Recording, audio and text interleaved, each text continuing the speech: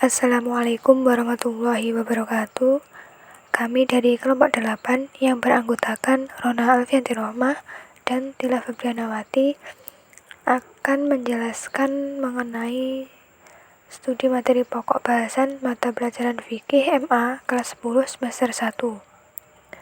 Langsung saja, tema yang pertama yaitu implementasi dari nilai-nilai yang terdapat pada ibadah kurban dan akikah. Sikap peduli adalah suatu sikap untuk senantiasa ikut merasakan penderitaan orang lain serta membantu mengatasi penderitaan dan kesulitan yang dihadapi orang lain. Sikap peduli merupakan sikap yang berhubungan dengan sosial. Dalam hal ini, sikap peduli termasuk dalam ibadah sosial. Ibadah sosial merupakan amalan yang manfaatnya berdampak pada orang lain. Adapun ibadah yang termasuk dalam ibadah sosial adalah ibadah kurban dan akikah.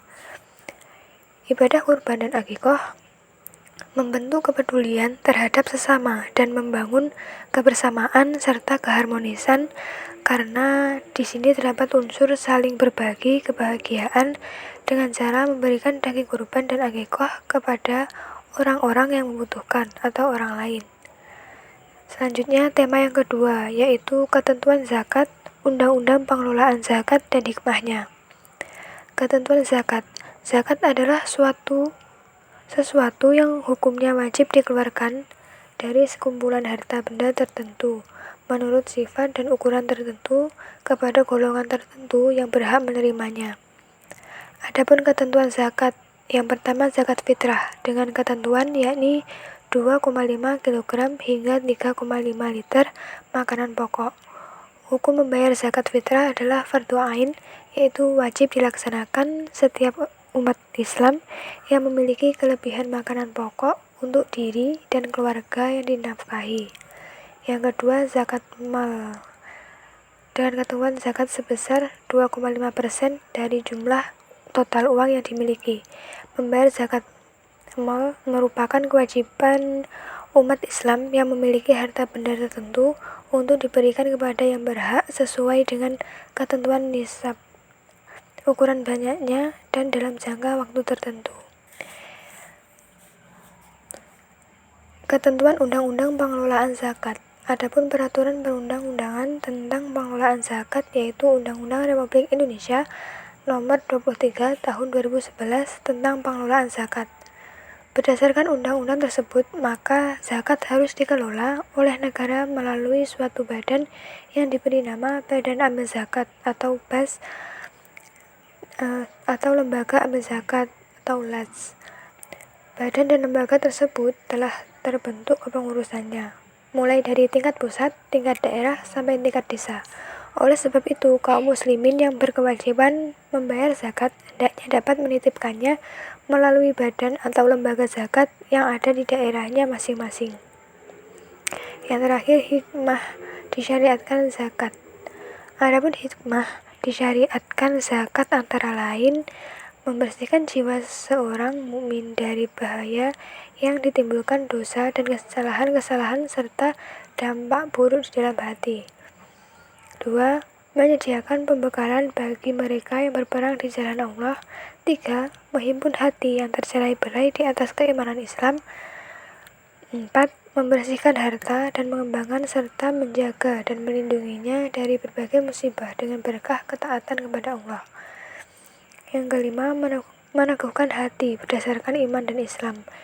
Yang keenam, menegakkan kemaslahatan umum menjadi tiang tegaknya kebahagiaan dan kehidupan masyarakat. Tata cara pelaksanaan kurban dan akikah serta hikmahnya.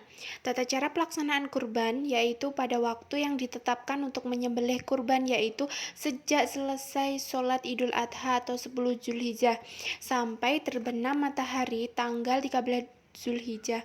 Tempat menyembelih sebaiknya dekat dengan tempat pelaksanaan sholat Idul Adha. Hewan yang sah untuk dikurbankan adalah hewan yang tidak cacat, baik karena pincang, sangat kurus, putus telinganya, putus ekornya, atau karena sakit.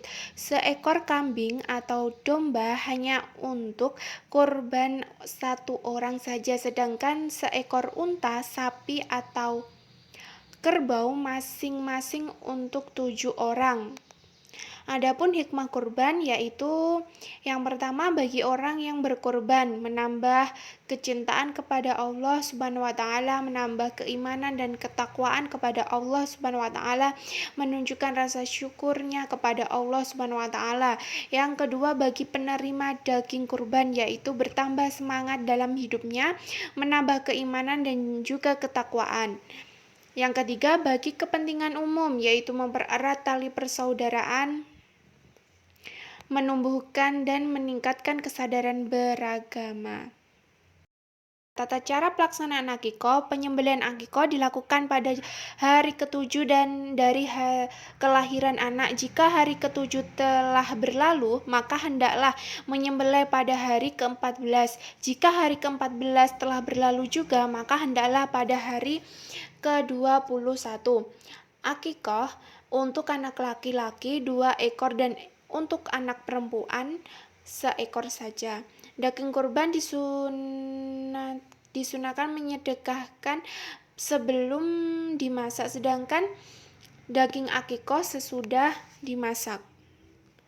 Adapun hikmah dari akikah sendiri yaitu yang pertama merupakan wujud rasa syukur kepada Allah. Yang kedua menambah rasa cinta anak kepada orang tua. Yang ketiga mewujudkan hubungan yang baik dengan tetangga dan sanak saudara. Yang selanjutnya ketentuan Islam tentang haji dan umroh, undang-undang penyelenggaraan haji dan umroh, serta hikmahnya. Haji, syarat-syarat wajib haji antara lain beragama Islam, berakal balik, merdeka, dan mampu. Rukun haji antara lain ihram, wukuf di Arafah, tawaf, sa'i, dan tahallul. Wajib haji ada 7, yaitu yang pertama berihram sesuai mikotnya, yang kedua bermalam di Muzdalifah, yang ketiga bermalam di Mina, yang keempat melontarkan jumroh Aqobah, yang kelima melontarkan jumroh Wutso Aqobah, yang keenam menjauhkan diri dari muharamat ihram, yang ketujuh tawaf wada. Selanjutnya tata cara melaksanakan ibadah haji. Yang pertama ihram, wukuf di padang Arafah, mabit di Muzdalifah, melempar jumroh, tawaf ifadah, mengerjakan syai, dan juga tahallul. Yaitu hikmah ibadah haji dan umroh. Yang pertama bagi orang yang melaksanakan yaitu memperoleh iman dan takwa kepada Allah. Ibadah haji syarat akan pengalaman ibadah, menumbuhkan semangat berkorban, mengenal tempat-tempat yang bersejarah. Yang kedua bagi umat Islam secara keseluruhan, mempererat persaudaraan atau ukhuwah Islamiyah. Yang kedua membina persatuan dan kesatuan umat Islam sedunia. Yang ketiga sarana untuk evaluasi sampai sejauh mana dakwah Islam telah dijalankan oleh umat Islam sedunia.